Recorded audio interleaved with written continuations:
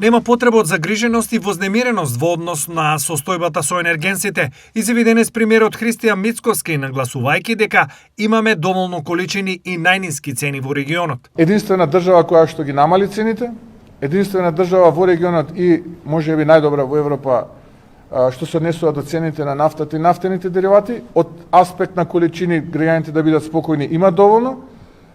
Ситуацијата ќе ја следиме и во зависност од ситуацијата така ќе реагираме. Предизвици ќе има, но тие предизвици не зависат од нас, тие зависат од глобалната состојба. Да не создаваме паника, состојбата е под контрола, за разлика од некои минати времења кога паниката беше и неспособноста и криминалот и корупцијата второ име на некои претходни влади.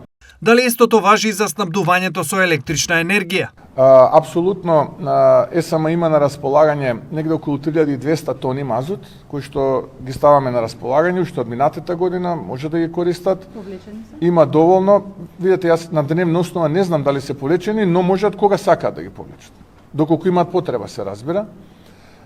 Тоа е поврзано со мазутот, од аспект на функционирањето на производните капацитети, тие функционираат. Акумулациите се на некаде отприлика над 40%, што за овој од годината е, да речеме, најмалку двојно повеќе од некои минати времења. Сега почнува и сезоната за наводнување од отприлика првата половина на април. Имаме доволно количина вода и за производство на електрична енергија и за земјоделците за наводнување. Според Мицкоски, сегашните мерки даваат резултати, а доколку има измена на состојбата, владата ќе реагира соодветно. Апсолутно, доколку видиме дека ќе имаме зголемување на цените на безоловниот бензин и на дизелот, тогаш апсолутно дека ќе ја продолжиме таа мерка, се додека трае кризната состојба. Ако продолжи понатаму, ќе ја продолжиме и кризната состојба и ќе ја продолжиме повторно мерката.